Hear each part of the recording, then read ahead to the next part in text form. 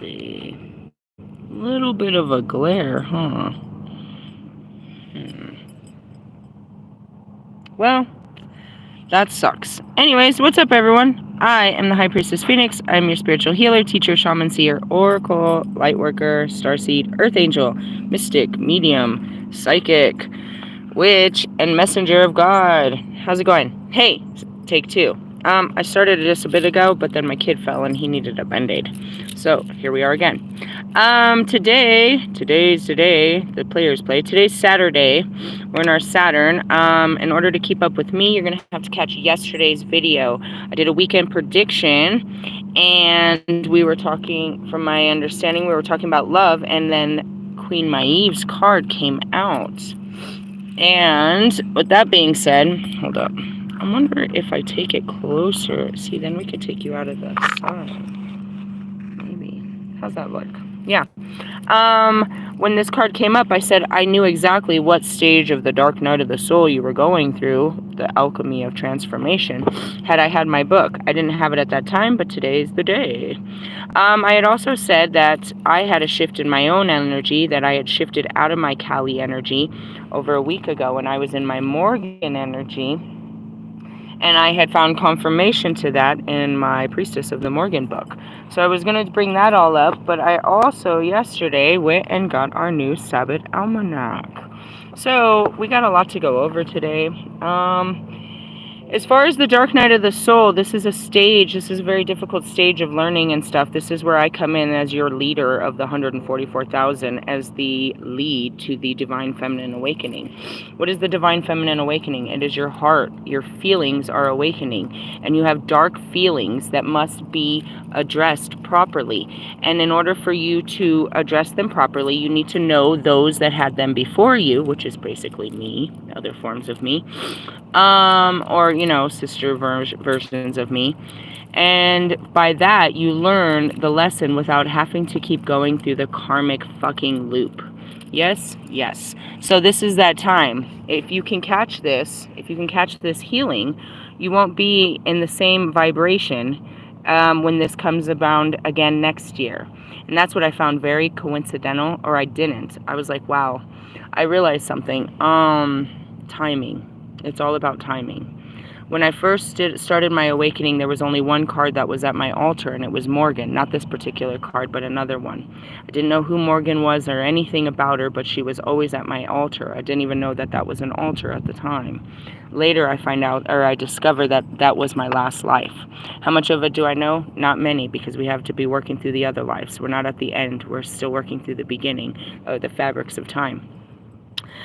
So I'm excited to be in my Morgan energy, but it's all about battle and combat. It's all about the fight. I'm in that fight energy. That's my Queen of Swords energy fully. I mean, all of them are quite dangerous, and definitely. Morgan and Maeve is a great story about, putting up a good fight. That's where my timeline meets with Royce and Logic. We met in the Morgan. That's why they're, so dear. We met when I was the Morgan. Other ones different, they weren't my men. I mean, they were my men. We fought well, but they weren't my men. Anyway, so we're going to talk about the lessons that this means. What this means is during this time right now, it happened again last year. So right about last year, this is what's coincidental. I said yesterday that I felt that love was in the air, but I wasn't feeling it. Then I woke up at the middle of the morning, 3:33, look at my song and this and that, but there was no memories and no feelings, which I addressed in my community page. Sorry, Rustabust, it's over, is what I said. So then this morning I wake up and then it's heavy duty on the fucking Italian sausage. Fucking Bobby's energy's coming in real heavy. I'm like, oh, what the fuck? Right? I'm like, okay, I feel it. I feel like, I can, what does it mean that I feel? I start to see memories or visions of you. That's what a feeling is. Otherwise, it's just a blank space. Taylor Swift, blank space. Totally, blank man. Anyways, so then I'm driving and I got to go to an appointment for my job. And I literally, as soon as I cross over airport, that's the drive I used to take to go over to meet Tree. As soon as I cross over it, My intuition, my higher self asked this question: why is Tree running from you? And then all that comes back. And I realized all of that, what happened with Tree. I didn't just go after Tree. I didn't go after Tree. Tree did, it happened on my album release party. I remembered it all. I'm not going to go into all of that right now unless it really becomes relevant. But everybody else that has a memory knows all of this stuff. It's just been long forgotten for me because this was 2 years ago when I was trying to awaken. There has been so many more exciting and adventurous things that happen.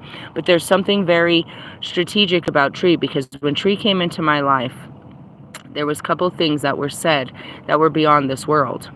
Right? There was a couple things that were said that were beyond this world. So I met him at a function at the studio, and I ended up linking up with him for mushrooms. I don't care. Fuck you. I don't care. Put your business all out there. I don't give a shit.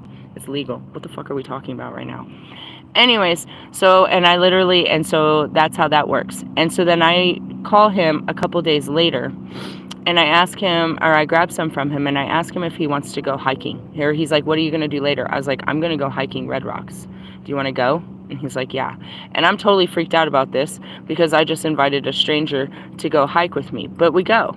And when we get there, here's the unusual thing he says. And I did forget. I thought I would never forget, but I forgot. He says, I don't know where we're going to go with all this healing, but your soul is crying out for help. And I look at him with full vulnerability, and I pour my heart into this complete stranger, because that's exactly what's happening to me at this moment. My mind it's already been split my whole life, but I have no control over it, and I'm sitting here watching it from an outside perspective, trying to get a hold of the fragmented pieces, or my multiple personality disorder as it's happening. And I'm having, heartaches and awakening for, what I don't know at the time is a twin flame, but I just know that there's this aching that's happening with this, and I'm literally breaking while I'm trying to start a music career. It's all fucking going sour and sweet, and it's crazy. So I meet this stranger, and he tells me just that. I don't know where we're gonna go with this healing, but your soul was crying out for help. So I start pouring into him, and I start telling him my exact everything. That's how I became so close with him, is because he told me, that he sensed that I needed help.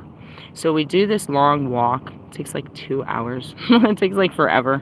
We do the walk, and we do a lot of talking. And then he sends me home, and he tells me to listen to these affirmations. And I'm stuck in traffic for like an hour.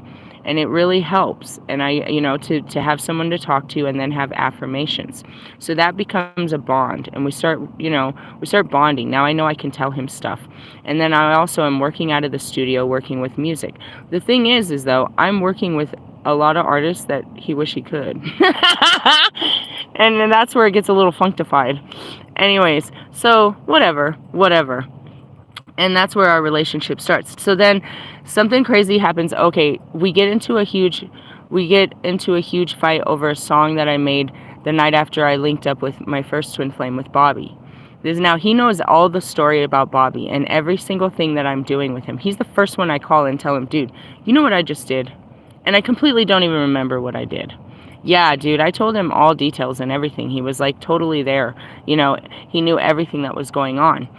And so then I link up with Bobby that night, and then the next morning I'm furified, and I call him and I'm like, let's do a song. And we're going to do a song, and then we bring everyone in, and it becomes the hottest song ever. It takes us about a week to fucking master it. And then he wants to blow it out, and he's so proud of it, and he's like, it's all about that. But then I hit the biggest level of my traumas, and I just can't deal with it. Now I have to shut down my outer world to try to deal with my inner world, because I'm falling apart. And I super lash out at him and try to take shots at him. Literally, I literally swing at him. It's all in the documentary. And then we have this fallout, and then we don't really talk. And then between sometime, we started to, something happened. But then my album release party happens, and I'm not really even having a party because I've already had a fallout, and I'm just trying to maintain, bro. I'm not connected. My spirit is pulling me away from everybody in the studio. It's shutting everything down as I'm trying to open everything up. It's really going terrible right now. But all of a sudden, my Holy Spirit puts me at the studio where all the people that almost all the people that I've worked with are here at the studio at the same time as I have just released my album publicly. So we're all chilling and we're all having good vibes.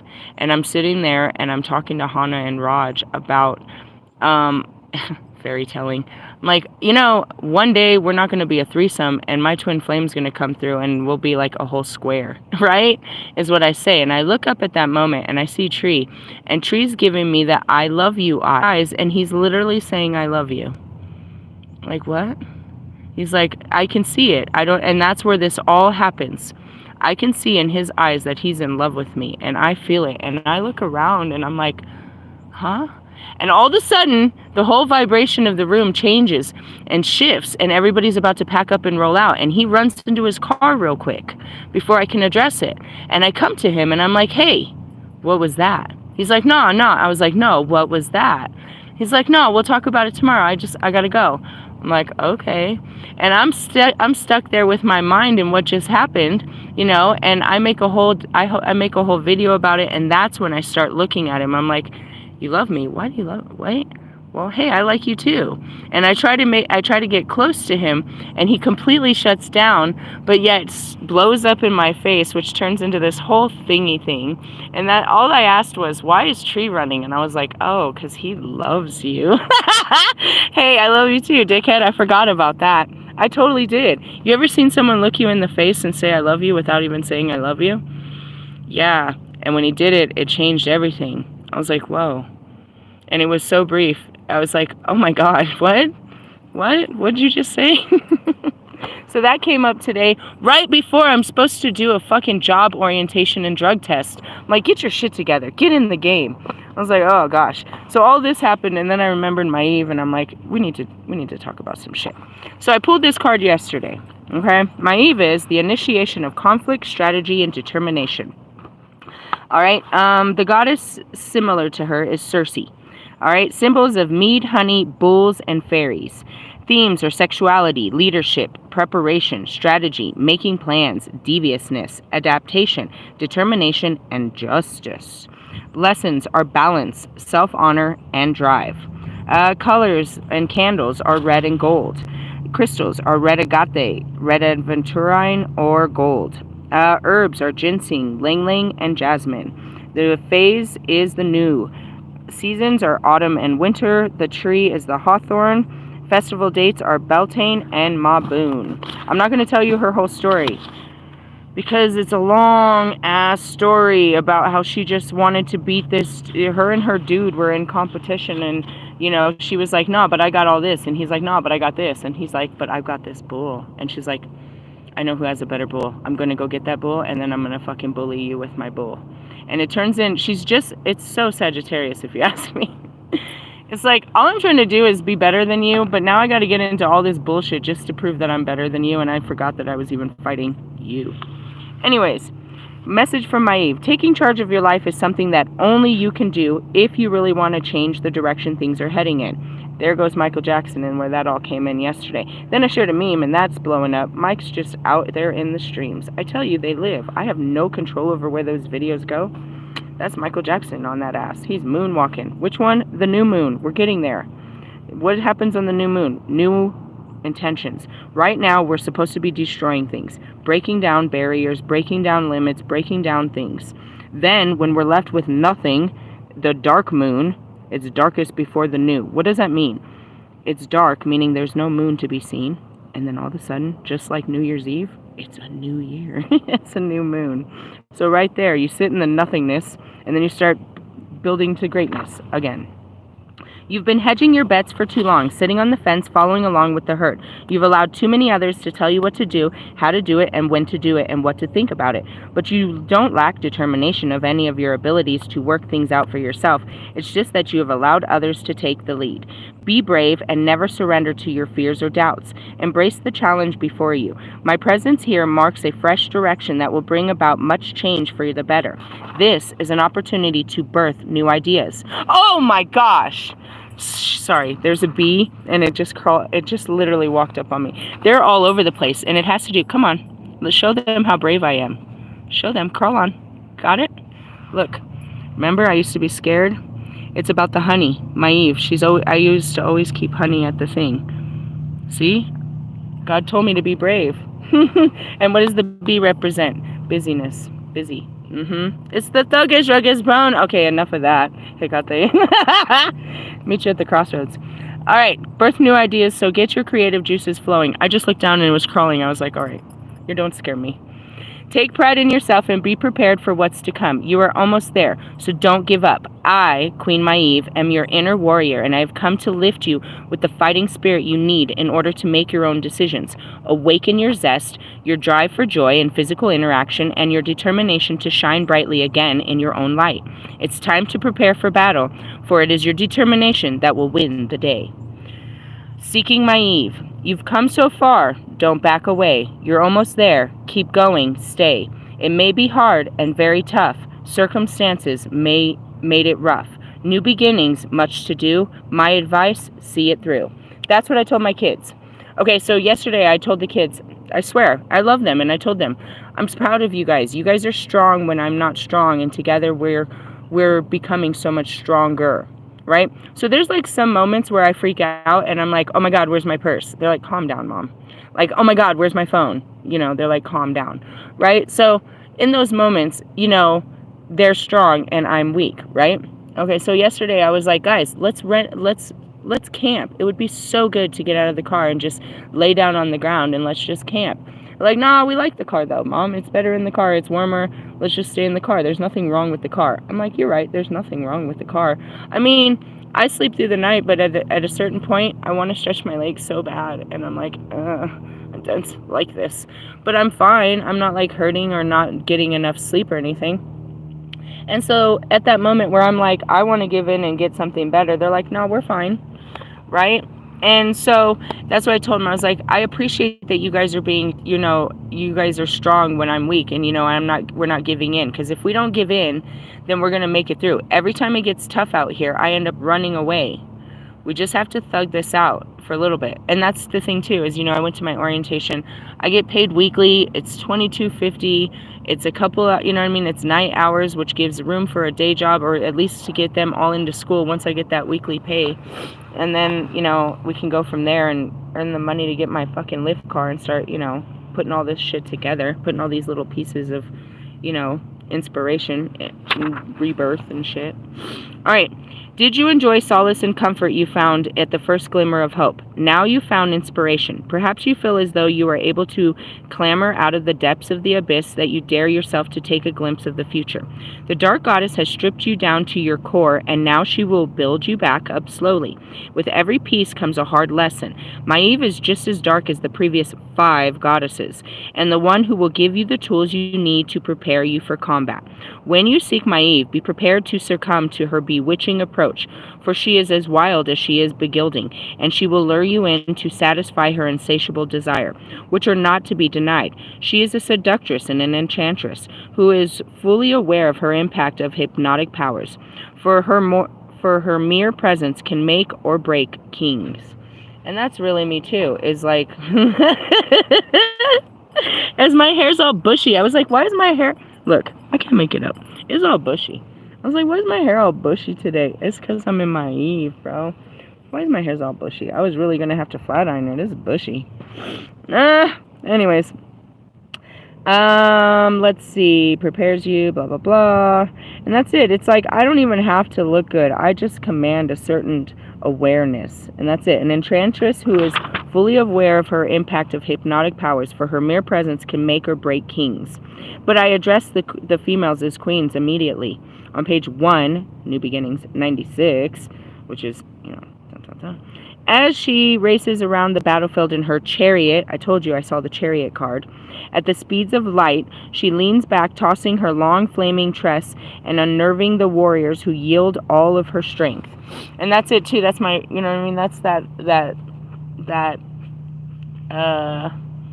that visual of Troy where Hercules is, I mean, Achilles is riding the chariot. That's me. Maeve engenders an awareness of intoxicating power of passion, for it can invoke intense and uncontrollable emotions such as anger and war, as well as love and desire. When she can't have her own way, she wreaks havoc in her determination to get what she wants. She teaches you to forget about all humility and humbleness if you wish to move forward. Forget worrying about stepping over the mark. Overstep it. Be the force. Go with it. And that's it. Just do it. Do it. Just go at it, bro. That's the bull. You have to go through it. You're probably picking up the Taurus now that I said that. Taurus? I said Taurus? Taurus? Yeah, I bet you're picking up a bunch of Taurus. I heard Taurus. I keep hearing all these words. Okay, anyways.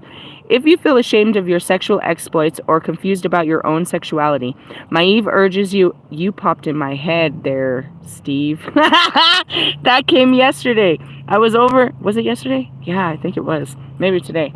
Yeah, bro. We love you anyways. We love you anyways. Remember, Russ? Oh my gosh. You fucking man-cropped yourself out of it, and it didn't even matter. It was so funny. I love you. You popped in my head. It didn't even matter. It doesn't matter. Anyways, Maeve urges you to own your own actions and make a stand. And this is it too. It's like, what'd you do with Bobby? That was two forces, dude. He tried to use his sexual fucking... He tried to rebind me, really. Is what he did. He tried to use sex magic on me, and I took away all his powers by just loving him, really. Sorry, I didn't know what I was doing. I just loved you. He's like, love me more. No, enough. I loved enough of you. The point, she points the way towards acceptance and reclaiming the truth of who you are. If, like Maeve, your untamed sexuality is part of your charm to entice, she encourages you all the way to come, all the way when it comes to using alluring siren skills to get exactly what you want. Likewise, if you are daunted by sexual intimacy, Maeve will ignite your own sexuality and seductive powers, bestowing upon you the confidence needed for a quick bunk up or a lover's tryst. I don't need either of those. They're tempting us. Thou shalt not tempt the flesh. Shut up. I told you. And that's just it. Your inner feminine inside of you is what longs for that feel. It's not a manly feel that entices the long for a touch, an intimate touch with another person. That is a divine feminine feeling. I hate to say it, fellas, but when you get a hard on, that's your femininity coming out. That's your feminine. You feel something. You just don't know what to do with those feelings. Come here, let me show you what to do with this. You know who you're talking to? This is Lilith. Hey, how are you? God made me. However, her gifts, and that's it too. Why? Because I refuse to give it to God's... This is so funny. Here we are again. This is some bullshit. And I just want to point out the timing.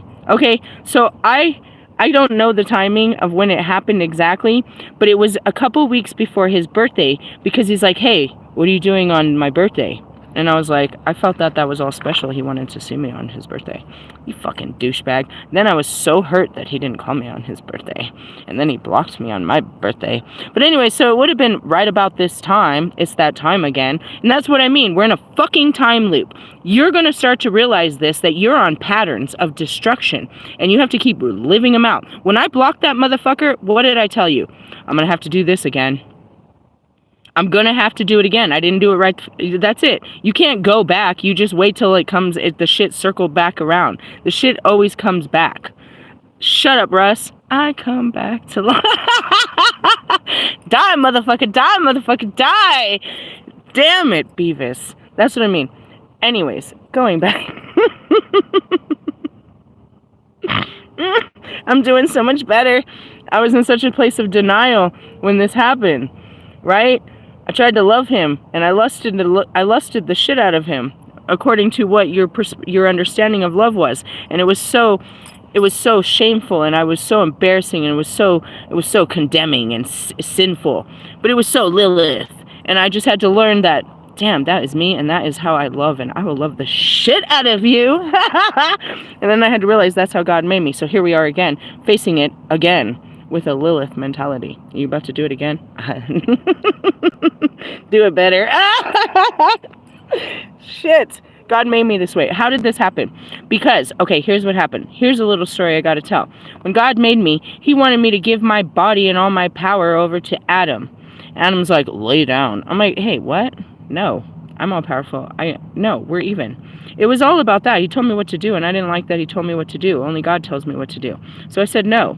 And I realized that this whole thing was over my sexual power. So then I was like, oh, I'm pretty powerful. I can use this for whatever I want. And that's how I ended up being demonessed as the Lilith and the succubus and all this dirty... Oh, come here, let me suck on this. So anyways, it's true, but it's not what you think it is, because God made this whole perversion story anyways, and, you know, here I am, the pervert. However, her gift does not give you the license to elicit wantedness or promiscuous activity that could cause you to face moral judgment. And that's it too. That was it. A lot of moral judgment. I had to face what I had just done. What did you do? Why did you do it? And then that's what you don't understand about forgiveness. It's not what you did. It's understanding why. It's not the what. It's the why. And when you can see why, what it was doesn't matter. That's how I can forgive all these men, women, children, people, humans, life, God. That's how I'm so forgiving. It's not what has happened. It's why it happened. You must understand that. Why did Bobby hurt me? Or why did he run? Come on. Isn't that forgivable? Why did Russ do what he did? Come on. Isn't that forgivable? It's not what you did, it's why you did it. And when you think about the whys, all the whys are completely forgivable. Anyways, the X's and O's are... No, just kidding. What did I hear? E equals MC squared. Okay, however, don't be doing all that. You face moral judgment, shame, and discrimination. And that's it too, is like, after I came clean and told everyone, what did I do? Oh, I didn't know what my kids are still here, and they've heard this story a million times. I don't know, I just got so excited to see him, and I ended up giving him a blowjob. And then he didn't talk to me for weeks, and I didn't understand what I had done. And then I had to really think about, what did you just do? Why did you do that? What the fuck were you thinking? And I had to do a lot of, self-examination publicly. Be publicly judged as I was judging myself. Publicly shamed as I was shaming myself. Publicly discriminated as I felt discriminated upon. It was such a fucking show. Oh, God, I hated God for making me tell these stories. But anyways, the truth is nobody does it better. Thanks, Nate. Nobody does it. The Holy Spirit. Anyways, they were proud. Yeah, they saw it. They were like, this is that moment. They watched me do it. Isn't that fucked up? You had a whole audience of the whole world watching me do it. We fucking love you. Oh, man. Oh, and then I had to tell you why. Anyways. If you are longing to find expression in wild parties, sex, and intoxication, be careful that Maeve does not devour you, for she will encourage you to go all the way. Meaning, this is a dark part of you that if you don't understand it and you don't feed it properly, it will take control over you. And that's anybody. It's like, take it easy, Diddy. That's what I heard.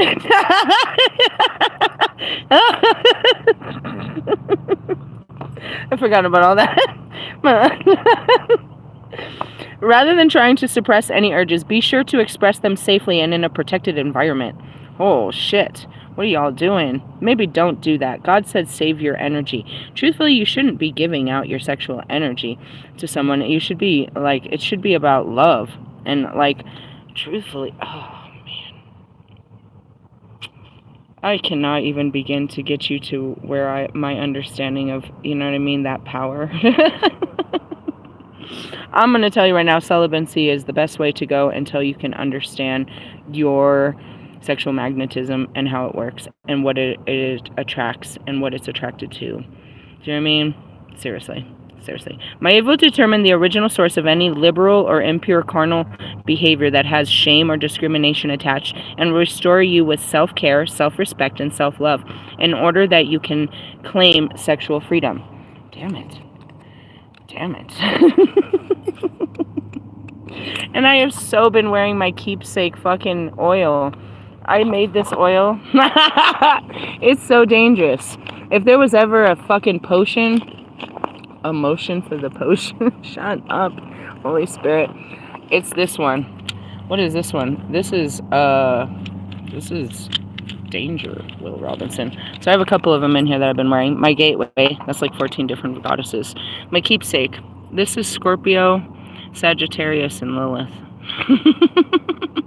I'm calling in my soulmate. Just kidding. Don't call me. I don't know. I don't like your flesh. And then I have my Lilith and Callie that I made before I left.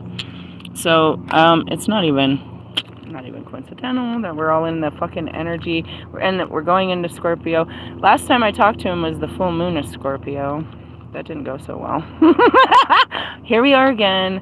Mother freaker. Oh, God. And then we had to talk about, I don't know what tree sign is, but I did realize when I thought about tree, I remembered a Meezy, and it was, what I hear, fucking Puck, strictly business. It's strictly business. He burned me over some cash. He's the Virgo. I did know a Virgo, but I don't know if tree's a Virgo too. I don't give a shit. You're not acting appropriately. But anyways, oh, there was that thing. I am going back to tree, and then there was this thing, we were arguing about something. Oh yeah, he said that I made it all up and he rejected me. And then I said fine, and I blocked him. And then he showed up at the show, the same show I was going to that night. He was all screaming in my face that Bobby wasn't my twin flame and something like that. That stuck out to me. And then there was another time that we were arguing about something else. We did a lot of arguing. And it was the energy. And he said something. He was like, no, you don't know how important you are. You're going to heal the world. So he was a total spiritual, divine spiritual, whatever, interaction. They all are. There's just all this shit is coming up right now. It just happened. All of the memories. I'm telling you, I got like 15 years of memories in Yuma. Here we are, fucking getting all these years of memories back over here. As an enchantress, Maeve can be compared to the Greek goddess Circe, for she too was a powerful witch who could easily control the minds of others with her bewitching powers. With staff in hand, her red-eyed sorcery strategy was to transform her enemies into animals as well as murdering her husband. She turned one lover into a woodpecker and the sea goddess Scylla into a frightful six-headed dog so that she could have Scylla's lover for herself. Daughter of the sun god Helios, Circe was known as a pure mother bee, which, oh wow, I just had the bee on my hand, which links her to honey and mead, and the sea of nymph Perse, which explains her deep magnetism and alluring siren nature. It was Circe who rescued Odysseus from the death's screeching of the sirens and made him her lover for a year in return for saving his men.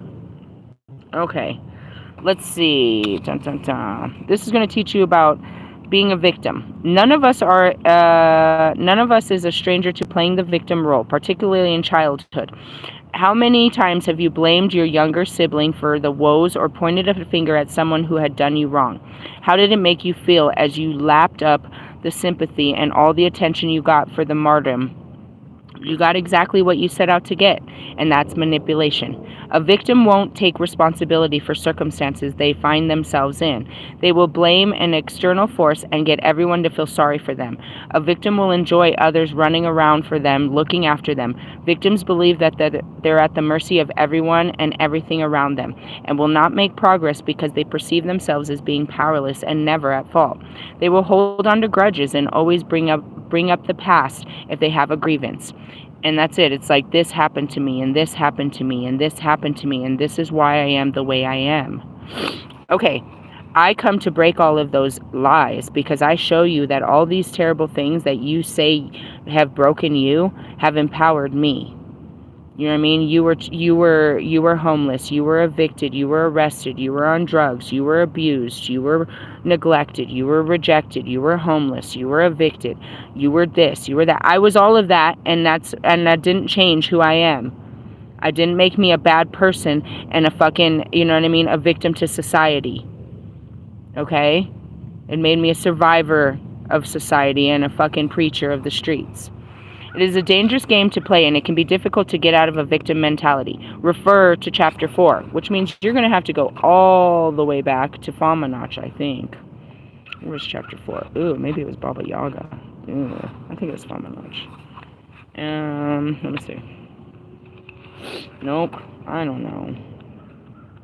Oh, damn, it's the beginning. You're way at the beginning. Shut up. The Saboteur. Self-defending behaviors and thoughts that work against your own interests will sabotage your plans, as well as adding more stress to the dark situation. Do you hear the crow? That's the Morgan. We'll get to that in a minute. Your plans, as well as adding more stress to your dark situation. It's easy to focus on negative and ignore positive during difficult times, but a saboteur will let fear lead the way. As fear develops into anxiety, mistrust, worry, and other defeatist emotions, the saboteur turns into a self-destructive behaviors, such as wallowing in self-pity, using drugs and alcohol, or comfort eating to ease the pain, often rooted in underlying feelings of inadequacy and fear of the nightmare of the night of the soul repeating itself. Self-saboteurs push away by deliberately wrecking the relationship. And that's it too. It's like, I don't you're pulling off the scab. It's like, I don't want to do this, I'm not going to do this, so I'm just going to push it away. I don't want to give this attention it needs, so I'm just going to push it away. They can either go into victim mode and blame others for the destruction, or feel safer knowing that they put a stop to any harm before it happened. And that's it. It's better, to push you away. Shut up. Do you see? A saboteur ruins everything before and just in case they see themselves getting hurt. It's quite easy to understand this mentality, for it's like a protection against anything terrible that might happen. However, it is a destructive path to walk on, and it is a strategy that could leave you out in the cold. If you recognize yourself in these descriptions, look at how often you focus on what could go wrong instead of the positives. Observe how you interact with others when you start to walk away from something good or speak in a way that is damaging. Stop and try to embrace the situation or conversation by giving it a positive spin. Then there's the narcissist. On page 200. Over time, a dark night of the soul takes hold as you continue to look to others as your rescuer, source of blame, or for attention. You may find yourself having trouble handling situations that can't cope at all with the adversity or criticism. Everything has become about you, and at this stage you may become impatient or demand special treatment because in your mind that's what you deserve due to the dreadful, unique circumstances. And that's where it's like, you should feel sorry for me because of everything I've been through. Like, somebody should help me. Why isn't anybody helping me? This is never, If you feel this is how you've become because the trauma you're trying to cope with, here are a few narcissistic traits that you may identify with. You are easily feel slighted by others. You react with rage or contempt towards those whom you seek help. You have difficulty controlling your emotions and behavior. You have major problems dealing with stress. You find it impossible to adapt to change. You expect special favors and unquestioning compliance with your expectations. You take advantage of others to get what you want. You have an inability or unwillingness to recognize the needs or feelings of others because it's all about you.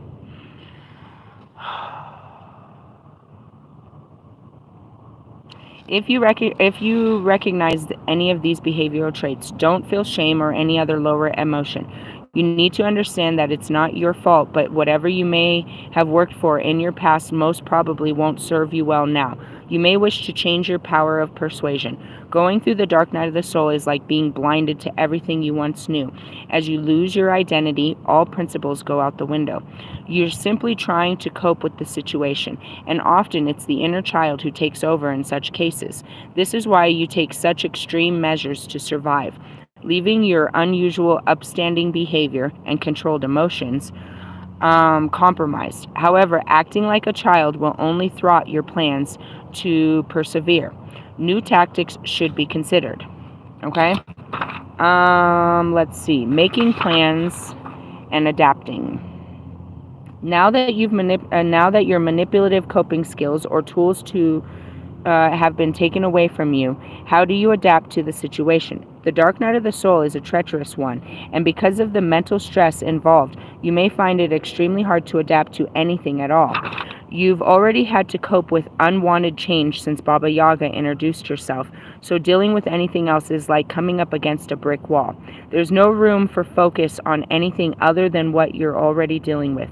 So when you're asked to change your plans, you may find yourself going into a meltdown to the dismay of anyone who witnessed your display of unexpected and over-the-top reactions to their simple request. Those without the ability to adapt will find themselves stuck in the dark night, or stuck in the dark for far longer than the dark goddess intended. What does that mean? You have to go with the feeling to get out.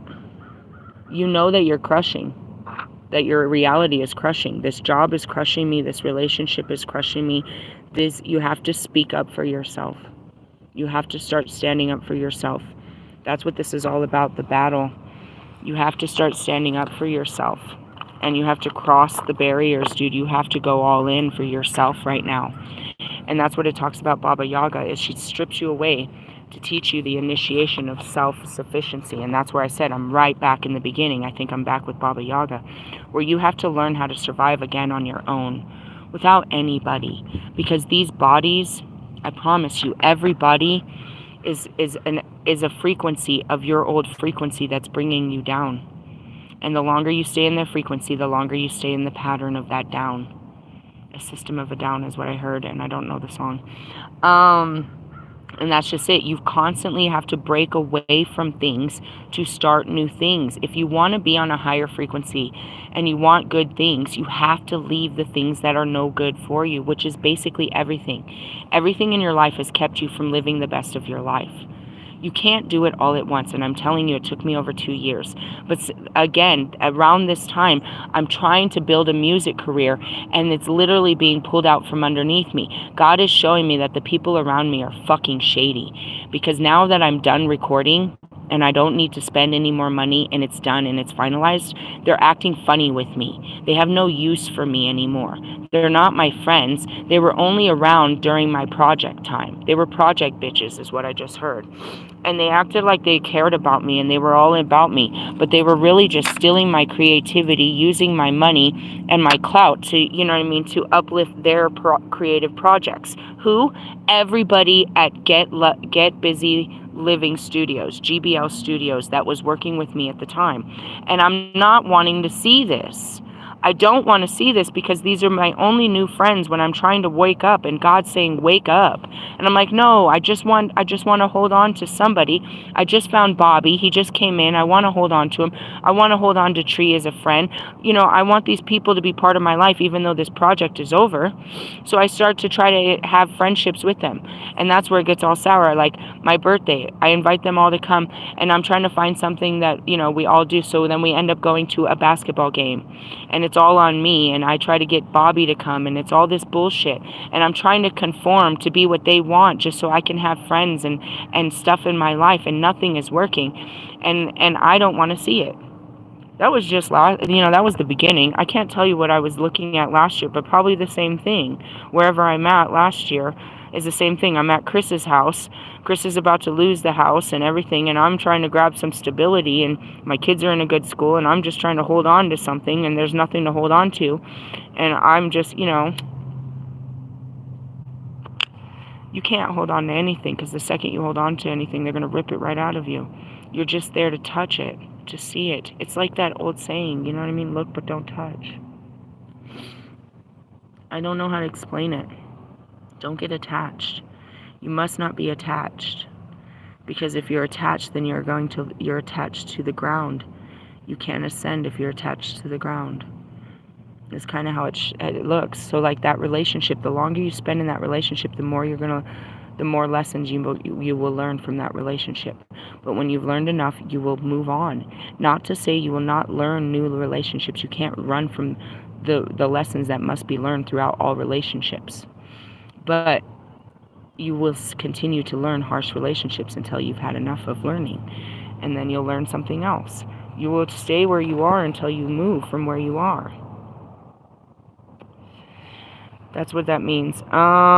Let's see. Let's jump down here. Confusion and expectations. Perhaps you're getting overwhelmed and you just can't deal with the adaptation along with the trauma you're already trying to cope with. When you're too uptight to cope with pressure, it causes you to get into a dither. And when plans go awry, you are no good to anyone in this state. So always try to stop for a minute and take deep breaths in and out. The problem is when the dark night of the soul strips you bare, you don't know who you are anymore, let alone what you want for the future. And that's it. The fuck just happened to me, God? And that's it. I don't know who I am ever. What am I being? Who am I going to dress up as for Halloween? Is where we're playing right now. We're playing Halloween now. And that's pretty much it. What costume am I putting on for Halloween? I guess I'm putting on an Amazon costume. I'm going to be an Amazon. I love you, Holy Spirit. Why? Because the truth is yes, that is good physical work for my chakras. It keeps my body shape in a nice shape. I'm around people of low vibrations where I can spread light, and everything I touch turns to gold. So every fucking package and everything in that room has a bit of light on it that gets delivered to, like Santa Claus. God puts me in places for more than just my experience, but because he needs me to be there to do things. I am the light, but I have to shed my light in these dark places and go through my darkness and find, what brings me happiness in this dark place as I hold the light. Love and light, bitch. Love and light. At this stage, all you can truly plan for is only for the next moment. And that's it. Live for today. And that's it. What are we doing today? We came right back to where I was. We hadn't been over on this side of town, and it's far. There's showers, there's shade, there's plenty of everything over here. We're just outside. We were at the most ghettoest park in fucking Yuma, Arizona. You know what I mean? We were at the lakes of fucking, we're land people. I don't want to go sit and fucking walk around downtown Denver and be around people. I don't want to be around people in their energy, dude. Like, the energy that you get from people is different from the energy they give me. How about that? And that goes to my celebrities. I understand that you love that energy that people give you, but the energy I get off of them is their hurt and their pain and their suffering and their trauma and their judgment and their shame and their embarrassment and their rejection, their sadness, their weaknesses, their insecurities. As soon as I walk up, that's what I get off of you. And I love you for it. But I don't need a crowd of that shit on me, bro. Get it off me. I hurt. I hurt for you. I can only take so much hurt, bro. Y'all hurt. And I hurt for you. I feel it, bro. I'm here to feel your pain, help you heal your pain, and, bring the light to someone else. And that shit, that's what I said. That fucking, being in that shelter, that shit hurt my skin, bro. I took on too much darkness in there. And that's why he sat me straight into the ground. He took me straight over to a holy land, to Lake Mead, to right there in the ground. He literally laid me, like, on the ground, dude. Now I lay me down to sleep and let me rest. But I couldn't really rest because it was time to come home. Ultimately, and that's where I said in that video, I was weak. I'm like, I can't even find my way home. I had lost my way at this point. All right, it's time to make plans for the future. Let me see. No, at this stage, all you can do is plan for the next moment. Just keep it together positively and not reacting in rage or another lower emotion in progress. The small spark of hope you have will continually push you forward. And your plans for now could be as simple as knowing you need to get well or seek help or advice. And that's all I want to do is just sit and lay down, like stretch my body. We're fine. I sit up in the car a lot and then, I lay in the car, but we're usually just out. So that's all I really want to do. And then we'll get hungry and we'll go get a meal. The kids want to go to the museum again. We didn't do that today because I had an appointment, but it's only like $3 because I have an EBT card, so you can go and do it for $1. And that's a whole day thing. And, we do stuff, whatever we want to do, but we don't really have to do anything until I can get them, get us situated, and then they have to go to school. But right now, it's just that. We're just staying in, how you feel right now. What do you need right now? Is there something you need? That was hard for my son because he has, he wanted a lot of entertainment. But as you can hear him with his noises over there, he's playing around with his imagination, and that's good. It's better than watching fucking YouTubers talk shit all day, which he'll do on the phone once he gets back in the car. Let's see. Build up stress. Let's see. It's time to make plans for the future to get you back on your feet. Start focusing on you and take each day as it comes, and try any of the following. And that's something I did too that I wasn't doing down there because it was hot and I just had no reason to even do it. So like yesterday I took a shower and I put on a face. I got pretty. Why? Because I felt like it. I had no one to see. I was not going anywhere. I just wanted to be pretty. Now today, I actually knew I was going to have to take a picture for a badge and meet some people. So again, I got pretty, because why? Because I wanted to, and it made me feel good. Start focusing on you and take each day as it comes, and try to do any of the following. Build up your strength by visiting a gym, partaking in yoga, or going for brisk walks. Today was amazing. I got here, I woke up at like 6. Normally I wake up at 4. I woke up at 3 and then went back to sleep. And I got up at 6. I told this story in my community page. It was really cool. I went to the 7-Eleven that I hadn't been for a while. And I saw the guy I hadn't seen since I left. He's like, "Oh, I haven't seen you forever." I was like, "I know. I need some coffee." He's like, "Where's the kiddos?" I was like, "They passed out in the car. We're thugging it out. We're in the car right now until I can, put all this together. But I start a job in like a week or 2, so we're good." He's like, "Really?" I was like, "Yeah, we're just piecing it together. We're good. We just came from camping at Lake Mead and, this, that, and the other." And I was like, "Yeah." I was like, "But we'll see you around. You know them and their pizzas." And he's like, "For sure." So I went and put my coffee in the car, and I got my dog out to walk my dog, and I pulled her out. And this guy that was parked on the other side of my car, he pulls off and he rolls down the window and he's like, "Hey, you dropped something." And I said, "Really? What?" He said, "Some money." I said, "Oh, you're so kind. Thank you." I didn't drop no money. I didn't have no money to drop. And it was on the other side of my car. He just threw some money out of his car for me. Which, first thing in the morning when I'm already like, I'm buying coffee and shit, I was like, yes. And then I had to go buy this book, which, I'm not balling right now, but I knew that we needed to know what's up. It's part of my job. You know what I mean? I don't get no tax break on this. I walk in faith. I'm going to do this because God says I need to do this and God will give me more. It's not like this is all I got. He gave it to me for reasons like that, So, again, I woke up, some dude threw me $20. That was cool. So then I had my pass from yesterday, and the way the pass works is it's good till noon the next day. So I came right away this morning, and I parked over, I don't know, somewhere, and I turned on my headphones, and I was just jamming music, and I am just chilling, just enjoying the music, or the morning. And then I went to go take a shower, and the deer were over there, and I had a great shower, and I got ready. Then when I went to leave, there was a whole balloon, hot air balloon landing right there next to Wadsworth. I was like, "Are you serious?" I just was laughing. So it was a cool ass morning. Set your alarm earlier for some meditation to bring peace and clarity before your day starts. Make an appointment to speak with a counselor or advisor. See your doctor or book a complementary therapy treatment such as a healing or massage. Hey, Marshall had a free link to Better Health if you wanted to talk to somebody. Focus on nutrition and healthy eating and take time out for you. And that's it too. We pulled that. We're supposed to be eating healthy. We actually were. What made me sick? I don't really know. I ate a chicken salad sandwich or a chicken salad earlier that day, and then I ate fried chicken that night. It could have been just too much water because I was drinking a lot of water, and sometimes when I drink too much water, I throw up. I don't know. Maybe I ate too much that day and I just had to come up, but it just didn't go down. None of my food went down, so it made me real sick. But anyways, we've been eating all right. Do whatever it takes to be gentle and kind to yourself, but at the same time, kick yourself in the backside to get yourself out of your dark rut. And that's it too, is you've got to care for yourself and lay in the bed and care for yourself. But when you know that it's time to get in the fucking shower and go outside and see that at least, sit outside for a minute, then and then once you get outside, you'll feel like, all right. For me, it was something, especially Saturday, I felt it. I mean, I probably am still going to do it on Saturdays here. It's my favorite thing to do, and I'm on a different side, so they probably have a swanky one over here. I love to go thrift shopping. I'll even play the song. I love it because almost everything is 50% off on Saturdays. And I go treasure hunting like a bitch, dude. That's what makes me look all good because, like, I don't got monies like that.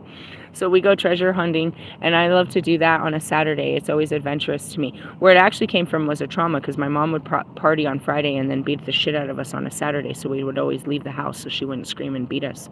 But anyway, so it still lies within me. So, I'll probably still do that, but I had other things to do. And then I always like going to spiritual stores. We went to the spiritual store yesterday. I looked at, there's some cards that I saw that were calling to me, but I'm not spending $25 on cards and shit like that. But again, going to the spiritual store, we find the spirit calls me to get books. It calls me to candles, all kinds of stuff. And the kids need some Halloween costumes. Got a couple dollars in the pocket. Again, we're in the car for a minute, bro. It's just what it is. It's not killing nobody. We're not, you know what I mean? We're not living a hard life. I've got my stove. We've got everything. I black out the windows. Where we park is pretty juicy, dude. To be honest, a lot of cool people come there. The other night, I just thought it was so sweet that they did that. I thought it was late, dude. I crawled out. I didn't realize I passed out at 7 o'clock. It was dark, dude. It gets dark around here like fucking 6 o'clock. 7 o'clock, I was passed out in the back seat of the car. The kids are still up on their phones and shit. And I'm like, I gotta pee, right? So I get out. And I look up, and there's these two young dudes hanging out by their car. And they're like, hey, how's it going in there? I was like, oh, I'm having a rough night. I got really sick. He's like, really? I was like, yeah, man, I just tossed in chunks. He's like, oh, that's terrible. Is there anything we can do for you? And then they started giggling. They're like, as if. And I was like, no, you guys are so sweet. That's so nice. And then last night, there's a bunch of people just hanging out, youngsters and shit. Like, it's a cool little spot that people can go to. The cops don't fucking come. There's no homeless people. There's no nothing. And there's like, it's just like an outside park place over on the west side. So it was cool. And anyways, going back to whatever it is, you need to get yourself out of your rut. I can see myself doing that. It's like Kobe would say it, somebody would say it. You need to get up, you need to go out, you need to breathe some fresh air. Just get in the car, go for a ride, just and that's what I tell people all the time. If you don't feel like you have any energy, just go outside and God will give you energy. That's what that sun is made of, bro. It's made to give you, the masculine energy. It's literally pouring it on you.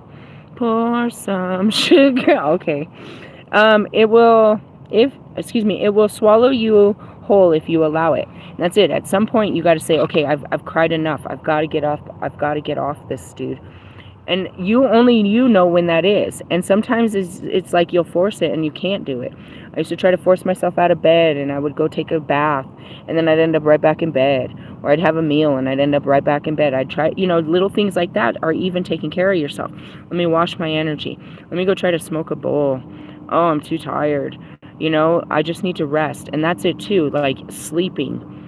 Sleeping is the best. The hibernation stage, if you can sleep, dude, you must sleep. I remember listening to a video. I literally had to listen to a tarot video telling me your spirits are telling you need to sleep. Because I wasn't. I was trying to work, just trying to do music. I was trying to take the kids to do everything. I was being the best me, but I was dying and I couldn't sleep. I was going off of 3 hours of sleep. Everyone thought I was on drugs anyways, but that's just normally how I was, and I couldn't function how I used to. I would normally only sleep like, 4 hours a night, but now all of a sudden I'm waking up tired. I'm dropping the kids off at school. I'm going to sleep. I'm waking up right before I pick them up. I make them a meal, and I'm too tired to go to work at night.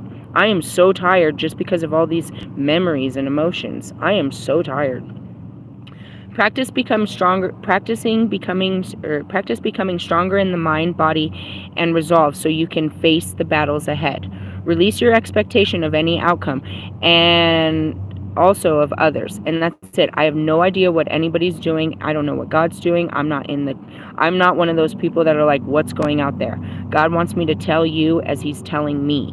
This is a sermon for not just you, but confirmation to me and what lies ahead with where I am. It's how we ride the energy. We're both I'm telling you what the energy is and how I ride it. And you know what I mean? I hope for you. I did have expectations, and I thought that if I did this would happen. That's not what's going to happen. And that's how it works with others. It's like, if I talk to you like this, then you'll talk to me like this. If I do this, then you'll do this. That's all, again, like this. This is all part of victim manipulation, using your seduction, all these games. You're like, you're trying to get the best outcome. So you're doing all the things that you think work to make things work around you and work with the people, and nothing is working. All right. Maeve had expectations of winning her bull and of her warriors, and when things didn't meet those expectations, she swiftly changed her tactics. What are your expectations, and where did they originally stem from? And that's it. I expected to go to Vegas and make hella money fucking being a tarot reader. When that didn't happen, I fucking grabbed the bull by the horn and we rode that shit into the sunset. We headed west. There's more than fucking gold in these hills. These hills have eyes. How do you cope with your expectation when your expectations aren't met? I was pissed off at God, and I told you, I kept yelling at him. Why did you do this? Why did you let me believe I could do this? Because if you could believe it and you did it, then you know that you are that. And that's it. I believe that I'll walk in this. I walked down the fucking Vegas Strip to set up my shit as a fucking street performer, as a whole psychic, seer, sage, mystic, medium, witch, and messenger of God. I walked on the fucking walk of fame to do it. And at that time, I'm like, I didn't get fucking paid for this shit. So I know you're a priestess. Well, how am I going to take care of myself? Is what we had a battle, and you're going to have to go listen to last week's battle. It was the battle royale, and he won, as he always does. All you have is those around you, and if they don't have the tools to help, how do you react and how you feel? And that's my kids. My kids are so emotionally strong. I teach them what I learn, but in my weak moments, they're stronger than I am. We are such a strong pack, and that's why we're set so far apart, because we're not like you. We're special and set apart. We really are. Try to track into your expectations. Perhaps they aren't your expectations at all, or maybe you've adapted those of your parents or other influences. When you release any expectations, your barriers will break down as you have acceptance and appreciations towards the outcome. All right, then it goes on to determination and discipline. I'm going to stop right there because I want to tell you briefly about the Morrigan, because I've been talking for too long. But this goes on and on. So this is a book that I encourage you, if you're taking this serious, it's called Reclaim Your Dark Goddess, The Alchemy of Transformation. This is your divine feminine that's happening. You have feelings within you, whether man or woman, that are related to stories of goddesses before you that carried this energy that's now brewing inside of you. You have a god and a goddess inside of you, and we must balance the duality. That's what I stand for as Lilith, is balance, equality, the balance. But most of all, my last one was about sovereignty. Okay? So what we teach next is determination and discipline. How to keep looking forward. All right? There's ways to honor her, and that's honoring your sexuality, drinking a goblet of mead, taking a spoonful of honey each day, adoring yourself in gold, keeping bees, you saw the bee, celebrating the pagan festival of Beltane or Mabun, train birds to come to you, you see all the birds come to me, stride across the land, play traditional Irish music, leave bread and honey out for fairies. Okay, we need to go get some honey. Enough. Make careful preparations and plans. Be determined at all that you do. Ways to honor her at your altar. A picture or figurine of a bull. Gold birds. Fairy figurines. Picture of the fairy queen. Red and gold crystals. A vase of jasmine. A wand of hawthorn. I do have a wand. I don't know what it's made of. Yes, I'm burning lots of jasmine. All right, invocations would be with jasmine incense, a small bowl of salt, red cloak, red altar cloth, red agate, red aventurine crystals, glass of mead, a pot of honey, lang lang essential oil. You'll need all of that if you want to get into all of this. Let's see. You'll know when she's around if you feel a tickle on your nose or lips. Your hair is tangled in knots. Look at my fucking hair. It's all bushy. It's bushy. It's bushy. It's bushy. It looks just like hers. It's bushy. I'm like, what happened to my hair? Why is it all bushy? I'm telling you, they do this. I was wearing a... wait till Ceridwen comes in. Or not Ceridwen, Khalik. I'll end up wearing a veil over my face. I'm terrifying when I wear that. I guess we should just jump into that for Halloween. I have my veil. I have a cloak. I have all this shit to make me scary. I gotta go get my kids some costumes. Drink half. I am scary. I'm scared for whatever reason. Let's see. If you feel a tinkle, if you suffer from blisters or cold sores. Dude, I'm in Colorado, and the two things you need most in Colorado is chapstick and fucking lotion on your fucking shit, bro. If you feel the presence of or see fairies, you presented with a golden bird. Birds flock to you. A bull chases you. You get easily intoxicated all the time. Your sexual urges are strong. Oh yeah. Yeah. You wish to visit or plan a trip to Ireland all the time. Here they come. A new determination spurs on you. You experience a conflict and a new sense of resolve at this stage of the dark night of the soul. All right, here's your journal work. Write down in your journal the answers to these questions. What do you get, or what do you do when you get what you want, and how do you influence others to get your own way? What do you do to get what you want, and how do you influence others to get your own way? On 212. Do you work your charm to lure others in, making them feel special so they can't turn you down? Or does a sob story work for you when you want to get your way? Perhaps your tactics are underhanded and deceptive, or maybe you know how to manipulate people to make them feel guilty. Okay, so then you learn how to take charging a talisman for energy, some more lessons, and then we get on to the Morrigan. Okay, this is where I am.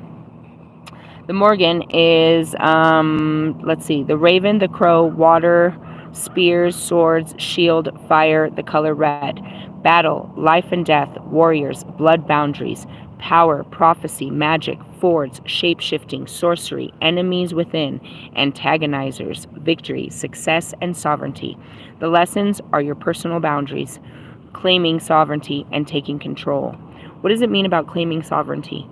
That means taking back peace, bringing peace back to your life with your own personal boundaries and taking control. On 217, which is how many followers or how many subscribers I have. Hey, we're right where we're supposed to be. All right, black and red are the candles and colors, and that's why I always have a red candle. Bloodstones, obsidian, which I always carry. Ruby, garnet, which I have. I don't have a moonstone. Dragon's blood, belladonna, red clover, and rosemary. Yesterday, I got them all burning. The moon phases is the dark. We're in the waning, and we're going to go through the dark and the new moon. The seasons is autumn into winter. The tree is the black thorn, and the festival date is Samhain. This is my time to shine. This is my time to shine. Samhain is that of Halloween. All right, there's a big old story about it. I'm not going to tell you the story because as great as it is, and I don't even know the story, the key to this stage is forgiveness. Having forgiveness releases you, so don't mistake it for weakness or letting others off scot-free. That's it. My soul tribe on 225 are completely confused. How did you go from ready to ready to circumcise them to forgiving them? It's just over.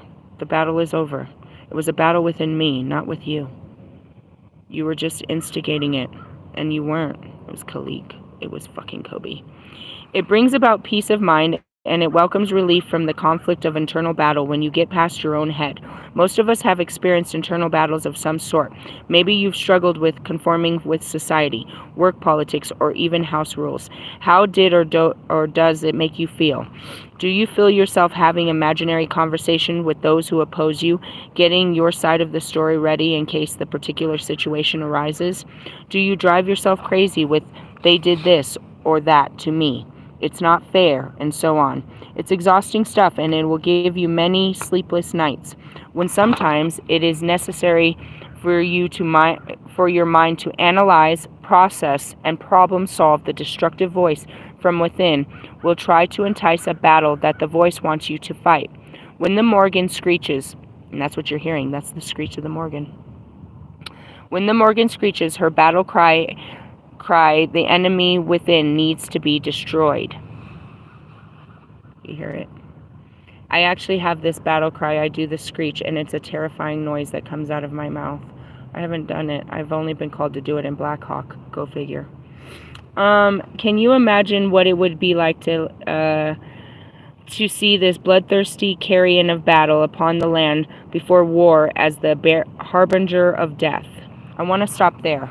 This describes me, but I want to stop there because there's more. You need to understand me. Again, there's layers to me. I want to go back to this book, The Priestess of a Morrigan. I'm only into a little bit of it. We haven't got a chance. Again, we timeline jump. All right, I want to go into this part right here, is understanding, really understanding me. Not victory and healing. Let's see.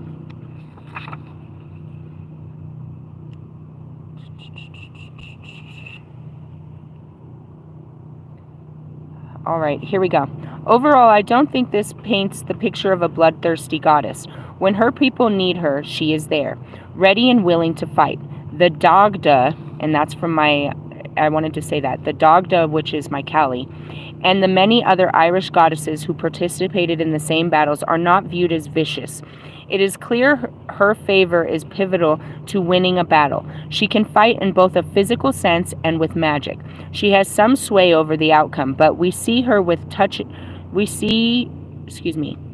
we see with her touching the weapons of those who will be victorious upon battle of Magrath and her association as a war fury.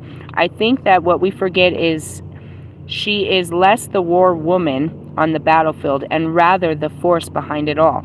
She pulls the strings and moves the chess pieces on the board to her liking. She participates in and understands war, but she isn't out seeking it. Even her acorn crop is not the head she takes in battle. And that's it too, I always carry the acorns. It is the one on the battlefield taken by the armies she watches and oversees. As long as there is war and conflict in the world, she will be there. And that's why I'm here. Not because she craves the gore and bloodshed, but because she understands the nature of why we put ourselves in those situations, in which the only way through the problem is fighting your way across the battlefield. The goddess of modern war. Let's see. She's telling her story. I want to jump past her story. I was offered a silent prayer to the Morrigan when that he might be at peace. A crow watching from a phone pole called out and looked as a sign to my prayer had been heard. For a long while after, I would light a candle for this fallen soldier. It was my way of remembering that while most of the battles of the Morrigan she helped me overcome were metaphorical ones, she still ruled over actual war.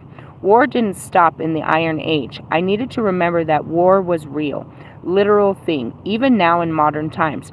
She didn't just rule over long-forgotten battles or battles fought with arcanic weapons. She ruled over war as it exists today. I think understanding war is essential to understanding the nature of the Morrigan. War is both why many fear the Morrigan and why so many fail to see her complexities. One of the beauties of this Irish point of view is that she embraces the complexity of life. Nothing is black or white or simple.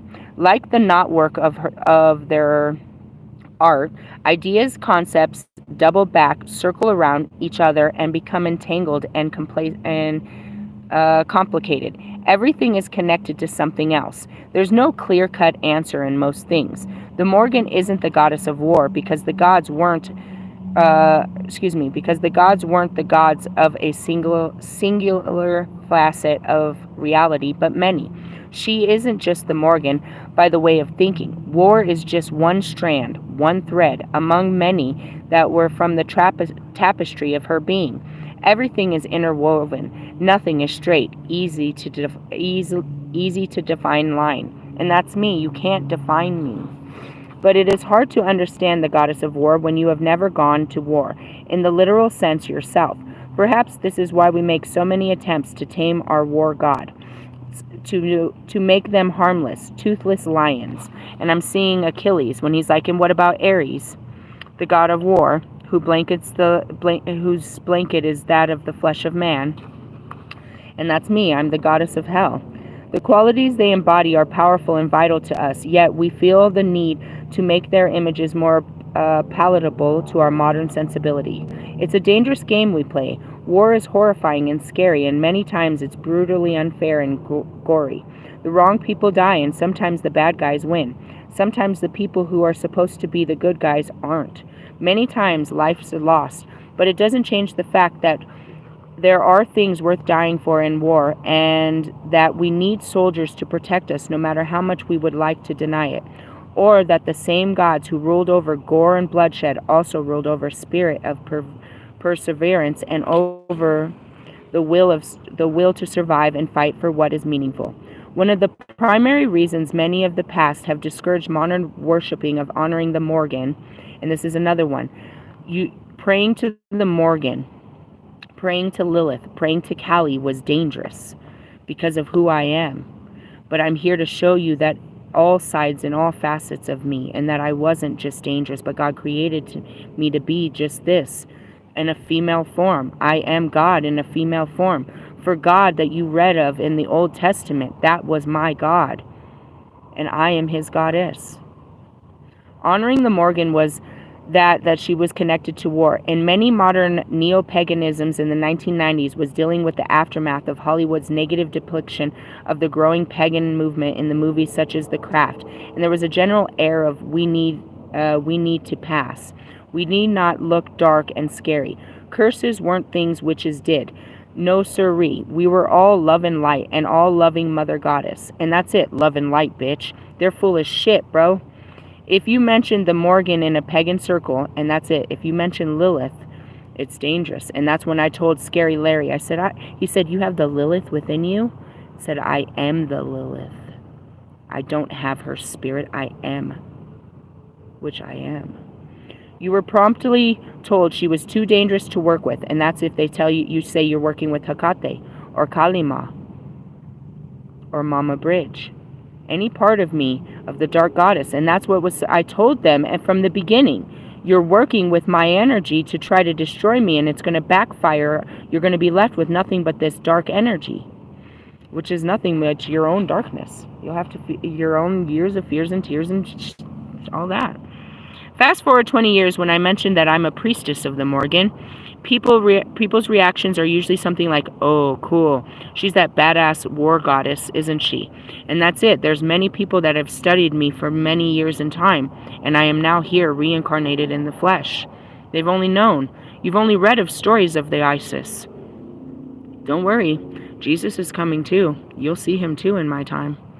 Our war gods have become less taboo in paganism, and that is certainly an improvement. But that shift in the war being cool from edgy to is problematic. Instead of seeing the many sides of the Morrigan, we fixate on the singular angle, and that's it. You didn't see the Lilith for what God made me.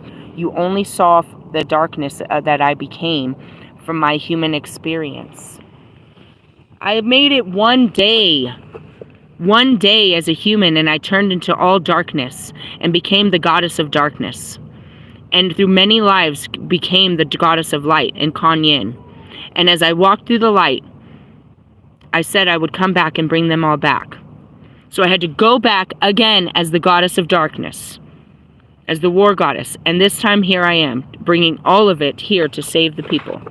For the people. I can't stand you people. Anyways. All right, let's move on. Let's see. Our war gods have become less taboo, which is admittedly doing. Instead of seeing the many other sides of the Morrigan, we fixate on this singular angle. We aren't scared to talk about dark and dangerous gods anymore, which is admittedly doing. Public cursings has even made the evening news a few times recently. And that's why I couldn't do what I did in Las Vegas, because of witches. And I made a whole video about that last week. But just because the dark and scary things are coming out to play in the light doesn't mean we should romanticize them or tame them. It also doesn't mean that we really understand them any better either. There is a story in the Din Shin whatever, in which the druid Tula Chain prays to the Morrigan to help him win the love of a fairy woman. The fairy woman won't leave her favorite cow in the other worlds, so he basically asks the Morrigan to open the doorway between the worlds so that the cow can graze on the pasture he owns in the mortal world, and his love can be with him. Basically, he is asking her to steal the cow from the other worlds. But it wouldn't be the first time the Morrigan has stolen someone's cow. So it all works out in the end. The point is she isn't praying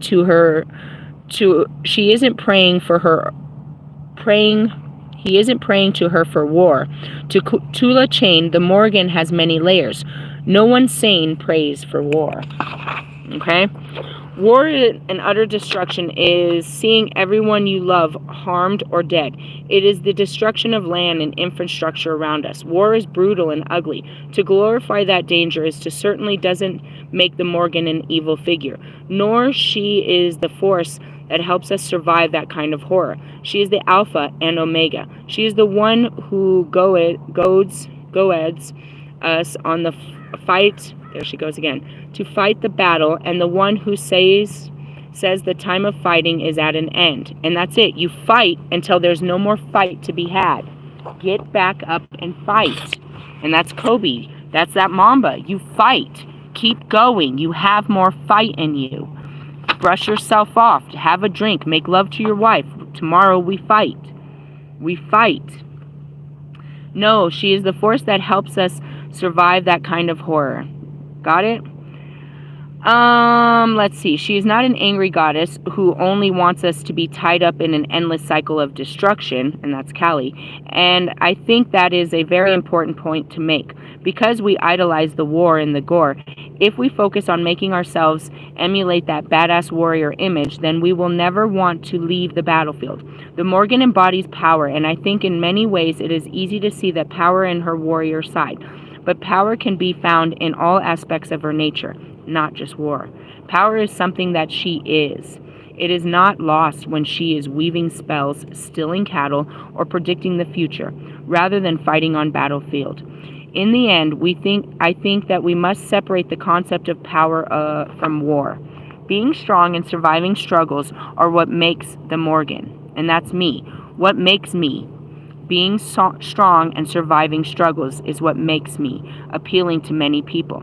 The power that I embody is something woven throughout the threads of my being. It's time to stop looking at a single thread and see the greater whole of what and who I am. I am simply what I am. No more, no less. Not evil, not good, just myself. And that's what I said, is I'm not nice. I'm a good person. I'm not evil. I'm dark. Do you understand? This is how God created me since the beginning of time. He gave me different lives where I could express it in different ways, but this is who I've always been. And I denied all of this in this human flesh. You know what I mean? I had to walk through all, the darkness of the karma. And so again, this is who I am. But it's not just who I am. I'm many things. And so are you. And you need to find yourself, reclaim yourself. Right now, you have the best spirits upon you. Now, my kid is hovering, which means it's almost time to go. I wanted to get into this, but I will save it for tomorrow. This is really good. As much as I do not like Bridge Fit, it does have all the cool crafts and recipes and folklores. It has all that shit you can do with your kids, creative low-cost art craft projects, quick and easy recipes, and all of this stuff that you usually use for these actual, during Thanksgiving, you cook specific stuff during and what is a Sabbath? These are the holidays, the witches' holidays, the players' holidays is what we call them. So we're starting in Samhain 2024, which is Halloween. It starts out, and I always skip through it, but it starts out with all kinds of stuff, for each one. Celebrating Yule, we're not there yet. But it teaches you how to do crafts, how to make stuff like this. So, all the treats and stuff like that. What do I use this for? We just watched this stuff right here. There's that Taurus. Told you. I bet you're picking up a Taurus. Yep, I bet you are. And that's it. Celebrating Samhain. Okay? So that's where we're starting here. Now is a time when death and decay fill the air, as the veil between the worlds and the darkest envelop in the autumn nights. Samhain begins on October 31st. So we're projecting. This book you can be purchased. I got it at Isis bookstore for $13.99. Came out to like $15. Again, it's going to have all year. We're going to follow it. I just finished last year's, and I told you we needed a new book. Why didn't I get it when I was in Colorado? Because you're going back. Did I know that then? No. Sometimes it's best not to know. What do we know? We know that it's time to put up a fight. It's time to fight. You gotta fight for your right to party. Be careful. Don't party too hard. And that's it. It's like, that goes back to Yuma. I had to take the shot of tequila. I had to take a shot for the girl in me that loved to fucking party hard. I love the taste of tequila. I gotta take a shot at, you know what I mean? Shot, shot, shot, shot. I had to be flirty. I had to be sexy. I had to put on my fucking bathing suit and put on my face and be a sexy bitch and call in fucking 45, 25 fucking beautiful men. I had to put that power on. I have that power. I do remember I have that power. I always have that power. I don't walk in that power, but it emanates off of me, and sometimes I forget who the fuck I am. With no fucking eyebrows, no nothing, with a fucking scary face, it don't matter. It don't matter what I look like. It's an energy about me that demands, you know, that calls for it. And that's where the question came from. What the fuck is, what's tree running from? They're all scared. But, you know, it's because I bring God. I walk with God. They know that I am a goddess, that I am not of this world, that I'm not just flesh. And they fear anything outside of their flesh, even though I tell them I come to love them. They're scared of my love and my flesh and the lessons that I'm here to teach them. But they're still watching. I love you guys. Later, haters. Bye.